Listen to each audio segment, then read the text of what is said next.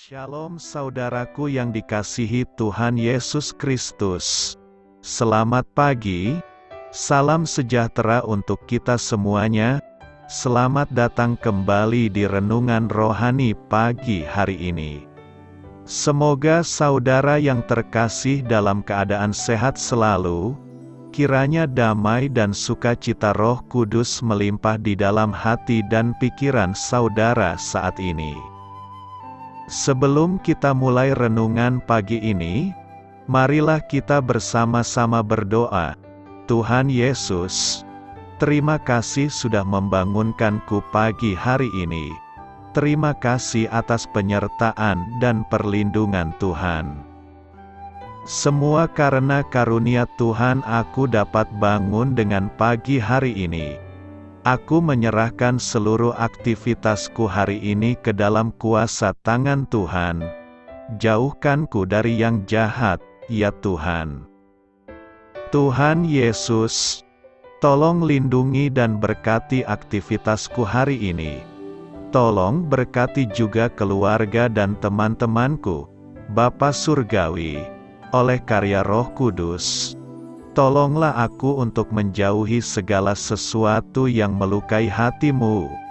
Ampunilah segala dosa kami, ya Tuhan. Dalam nama Tuhan Yesus, aku sudah berdoa. Amin. Sahabat saudara rohani, pembacaan ayat emas Alkitab renungan kita hari ini terambil dari 2 Korintus 4 ayat 16 sampai dengan ayat 18. Dan beginilah firman Tuhan, sebab itu kami tidak tawar hati, tetapi meskipun manusia lahiriah kami semakin merosot, namun manusia batiniah kami dibaharui dari sehari ke sehari, sebab penderitaan ringan yang sekarang ini, mengerjakan bagi kami kemuliaan kekal yang melebihi segala-galanya, jauh lebih besar daripada penderitaan kami. Sebab kami tidak memperhatikan yang kelihatan, melainkan yang tak kelihatan, karena yang kelihatan adalah sementara, sedangkan yang tak kelihatan adalah kekal. Terambil dari kitab 2 Korintus 4 ayat 16 sampai dengan ayat 18. Inti dari ayat emas renungan kita adalah, kami tidak tawar hati, tetapi meskipun manusia lahiriah kami semakin merosot, namun manusia batiniah kami dibaharui dari sehari ke sehari. Mari kita mulai renungan pagi kita. Judul renungan kita hari ini adalah Jangan Tawar Hati, ditulis oleh Cindy Hess Kasper. Mari kita mulai kisah inspiratif. Saya tidak ingat masa-masa ketika Dorothy, ibu saya, dalam keadaan sehat. Bertahun-tahun lamanya ia menjadi penderita diabetes yang rapuh, dan gula darahnya tidak pernah stabil. Akhirnya ia mengalami komplikasi dan ginjalnya yang rusak memerlukan dialisis permanen. Neuropati dan patah tulang pun mengharuskan beliau untuk memakai kursi roda. Penglihatannya menurun dan ia hampir buta. Namun, meski kesehatan fisiknya melemah, kehidupan doa ibu bertambah kuat. Berjam-jam lamanya beliau mendoakan orang-orang agar mereka mengenal dan mengalami kasih Allah. Perkataan-perkataan kitab suci terasa semakin indah bagi dirinya. Sebelum penglihatannya memudar, ia menulis surat kepada saudara perempuannya Marjorie.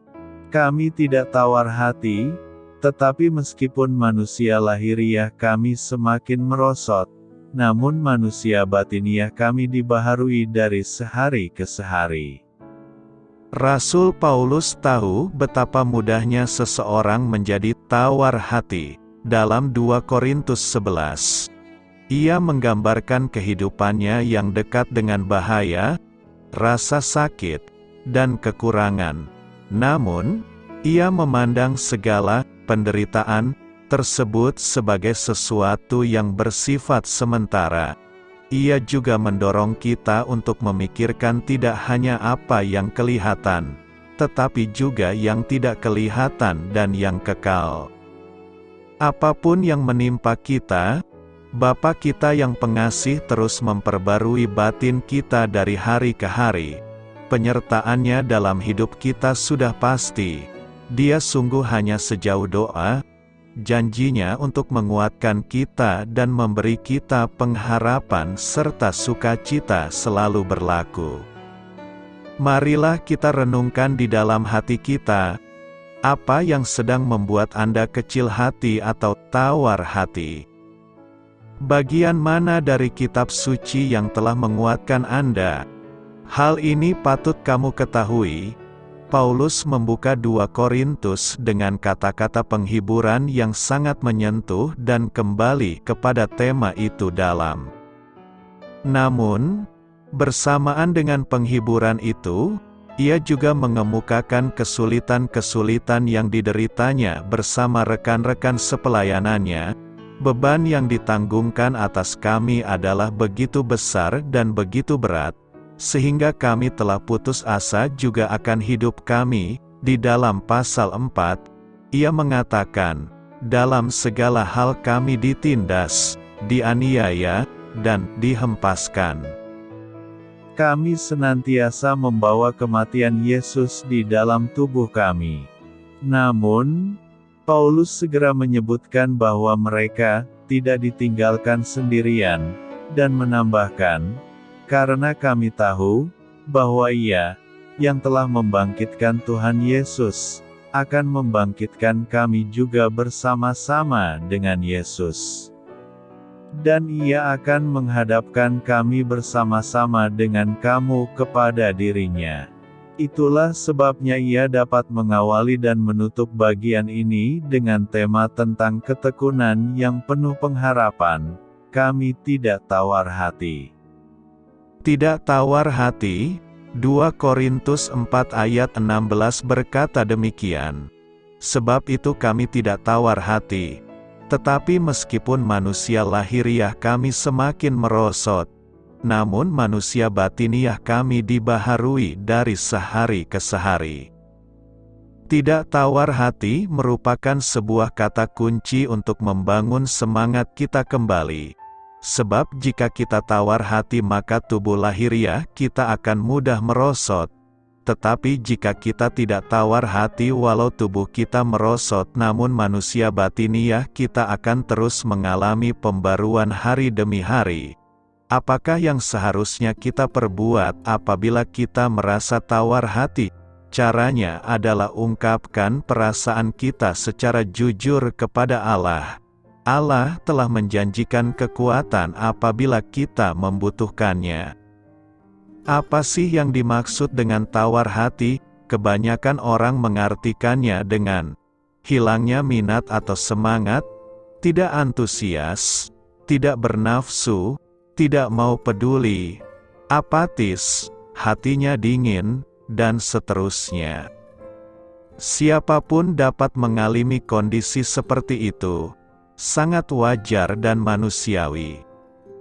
Namun, jika hal ini dibiarkan tentu akan berakibat buruk, baik bagi kesehatan jasmani maupun rohani, diri sendiri maupun orang lain. Kondisi tawar hati dapat mengganggu ritme hidup positif. Orang dengan tawar hati akan kehilangan kegairahan dalam hidup. Pandangannya menjadi negatif terhadap diri sendiri, orang lain bahkan Tuhan.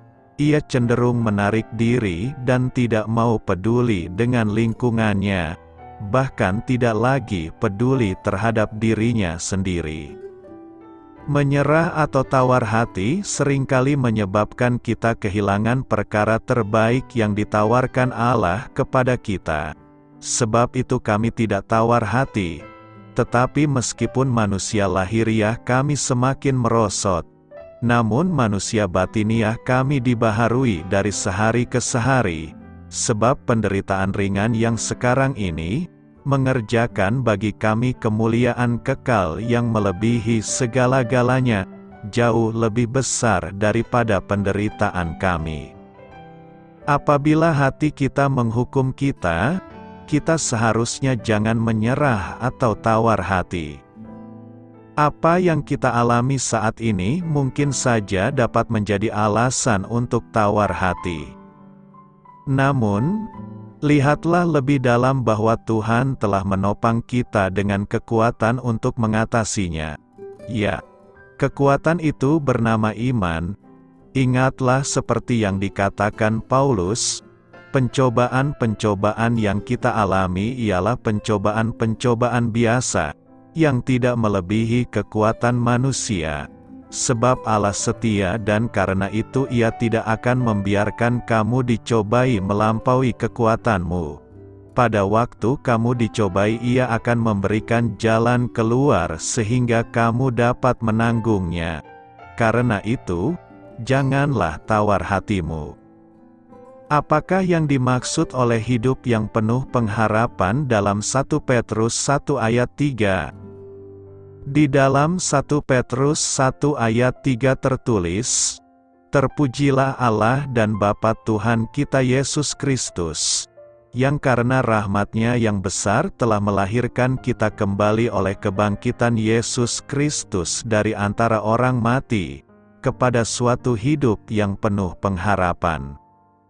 Rasul Petrus mengawali suratnya dengan kata-kata pujian bagi Allah Bapa dan Putranya, Yesus Kristus, sebagai peringatan bagi para pembacanya bahwa keselamatan adalah anugerah belas kasihan Allah. Kemudian Petrus berkata bahwa oleh kebangkitan Yesus Kristus, orang percaya telah diberi hidup yang penuh pengharapan.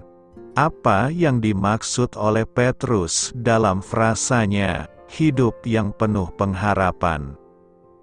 Petrus menyatakan bahwa hidup yang penuh pengharapan ini berasal dari kelahiran kembali kita, penegasan bahwa keselamatan ialah anugerah dari Allah.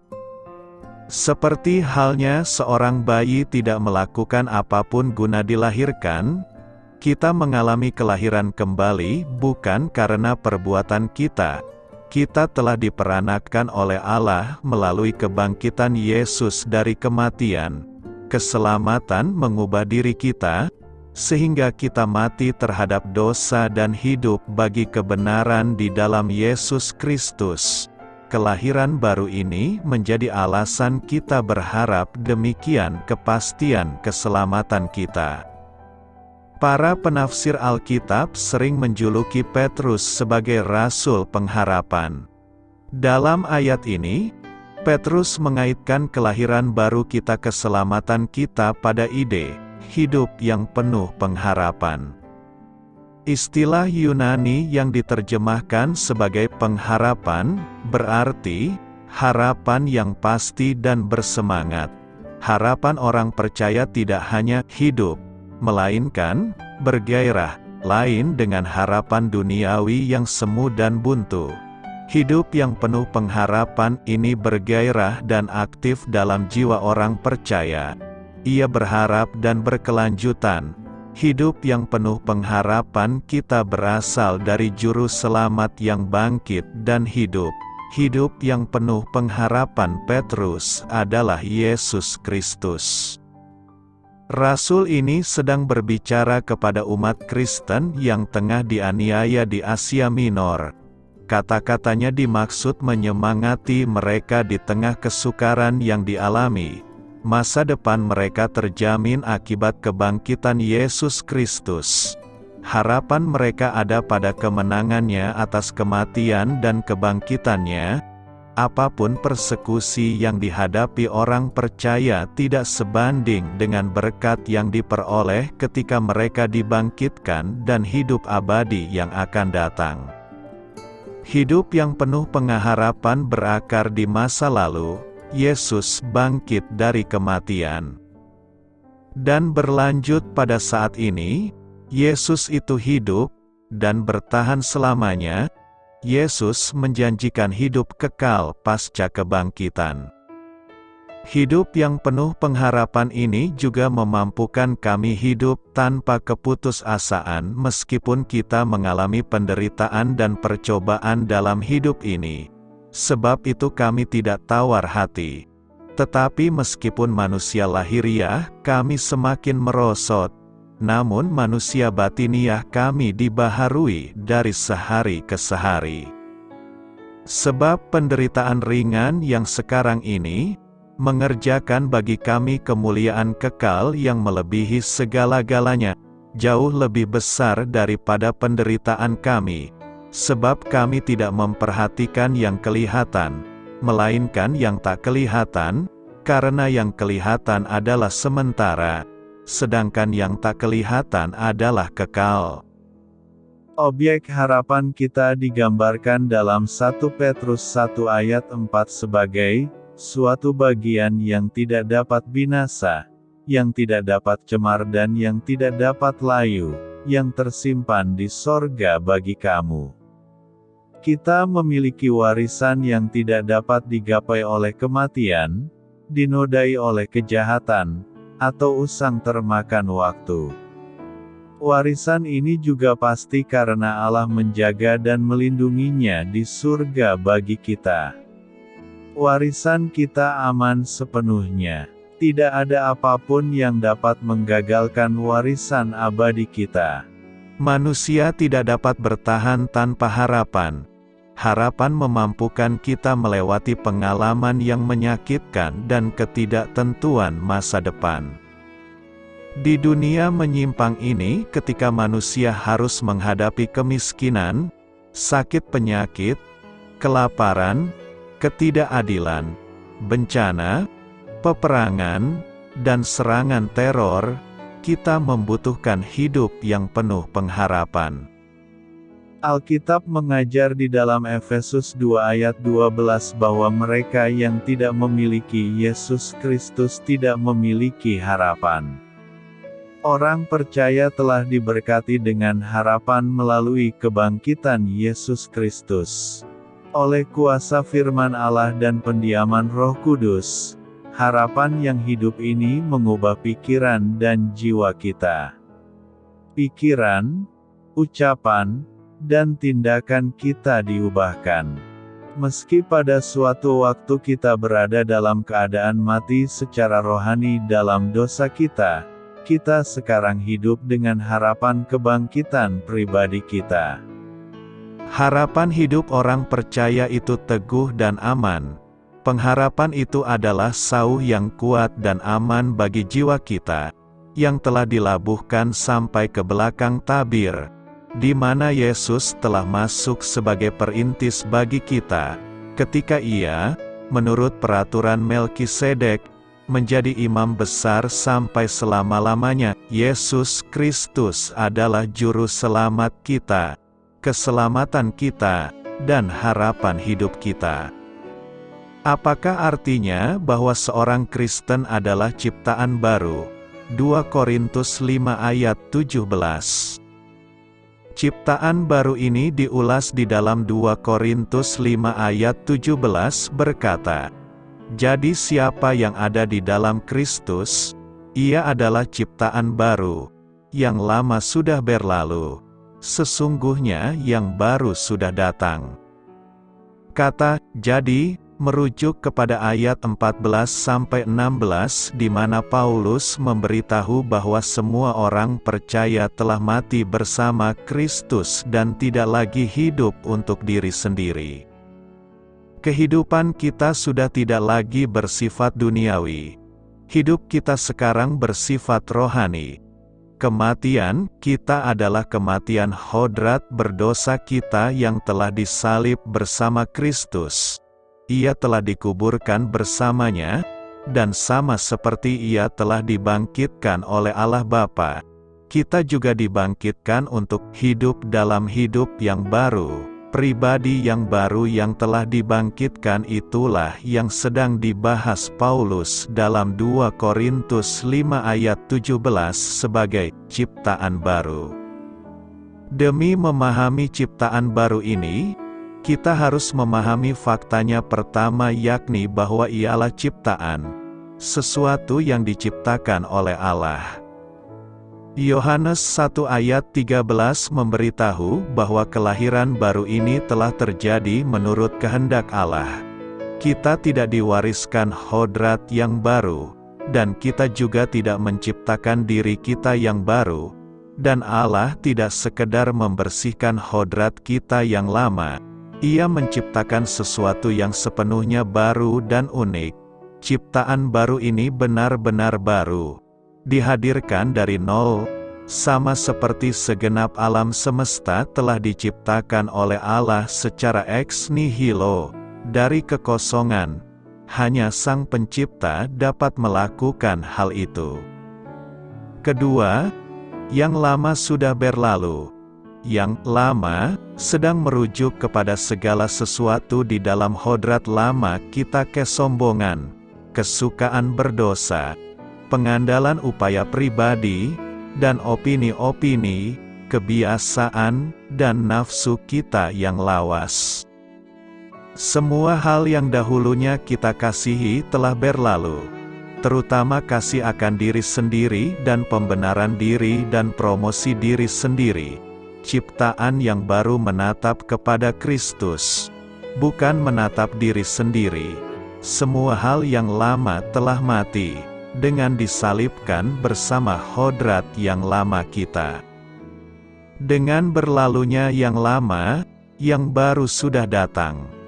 Hal-hal yang usang dan mati telah digantikan dengan hal-hal baru, yang penuh dengan kehidupan dan kemuliaan Allah. Jiwa yang baru lahir ini berkenan terhadap hal-hal ilahi dan membenci hal-hal duniawi serta berbau kedagingan. Tujuan, perasaan, keinginan, dan pengertian kita baru dan sangat berbeda. Kita melihat dunia melalui sudut pandang baru. Alkitab seakan-akan belum pernah kita baca, dan walaupun mungkin pernah kita baca, ada keindahan di dalamnya yang belum kita sadari sebelumnya, dan yang membuat kita heran mengapa kita tidak menyadarinya selama ini. Sepertinya alam di sekeliling kita telah berubah, dan kita seakan-akan hidup di dunia yang baru. Langit dan bumi penuh dengan hal-hal baru, dan semua hal sepertinya memuliakan Allah.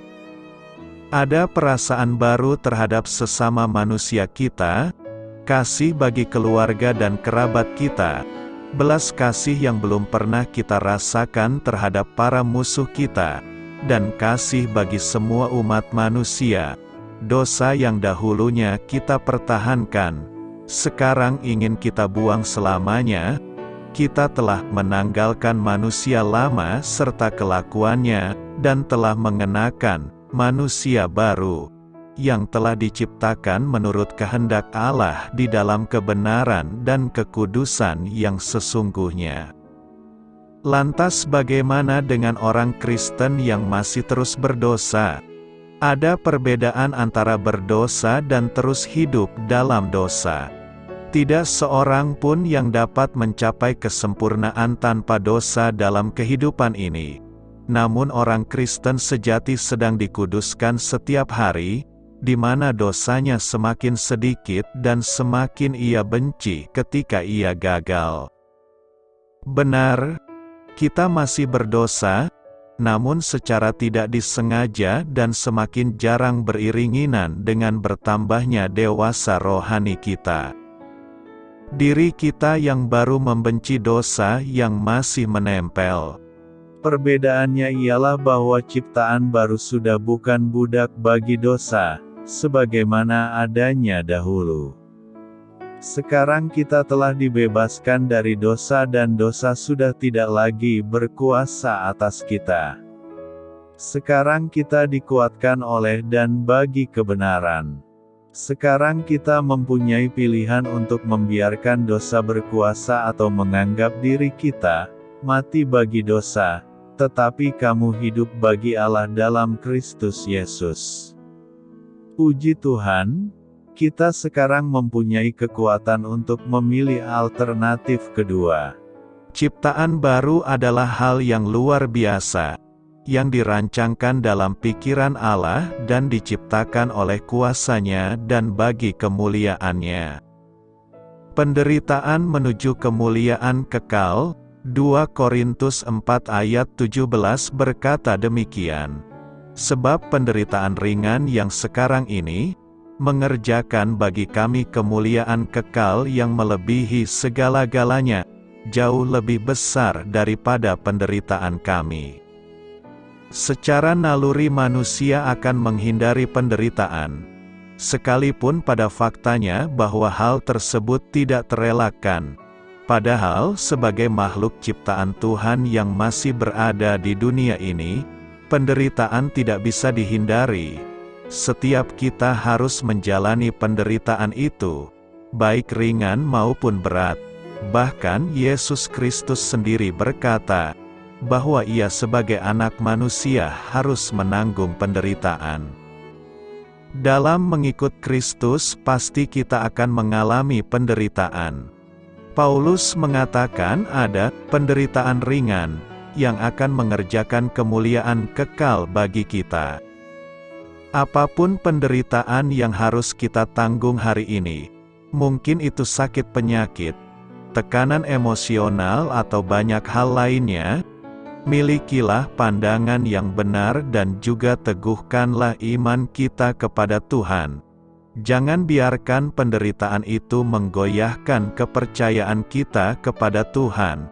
Bersyukurlah, dan percayalah bahwa penghiburan yang dari Tuhan sendiri akan menguatkan kita untuk menjalaninya sehingga kita akan keluar sebagai seorang pemenang, bahkan lebih dari pemenang.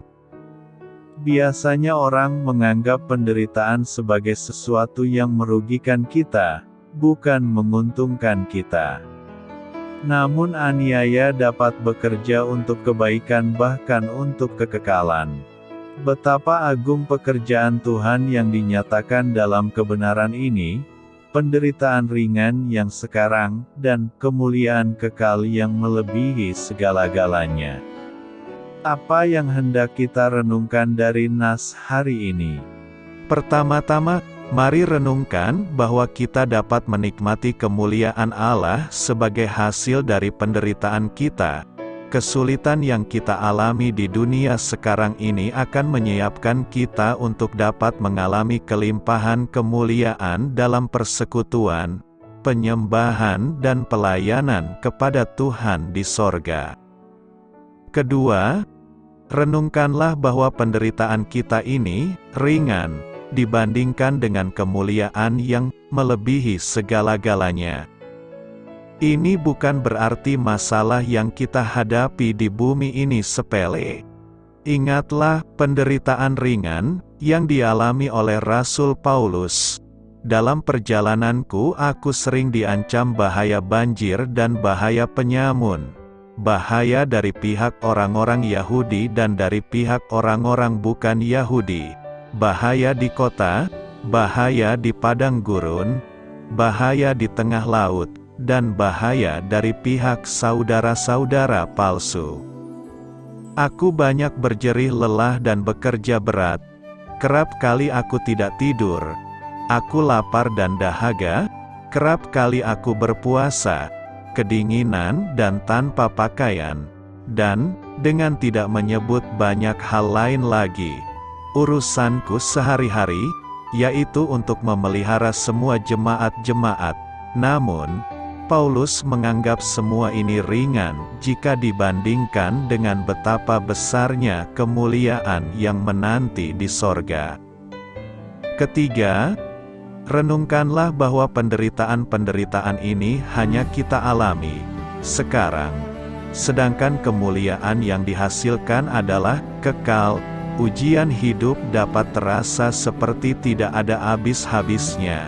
Namun, semua itu pada akhirnya akan berlalu. Justru kemuliaan sorgawi yang dihasilkanlah yang tidak akan berhenti sampai selama-lamanya. Betapa mulia rencana Tuhan, Ia ingin memakai ujian dalam hidup kita untuk memperluas kapasitas rohani kita untuk mengalami kemuliaan yang lebih lagi ketika kita bersekutu dengan Dia, menyembah Dia dan melayani Dia di sorga untuk selama-lamanya. Karena itu, bertahanlah dalam iman walau ada penderitaan yang kita alami, sebab di balik penderitaan itu ada kemuliaan kekal yang menanti kita. Doa saya menyertai saudara sekalian. Marilah kita menyampaikan doa syafaat. Bapa yang terindah, terima kasih atas kasih setiamu kepadaku, dan untuk jaminan kehadiranmu dalam hidupku. Amin. Sampaikan harapan dan permintaan saudara kepada Tuhan.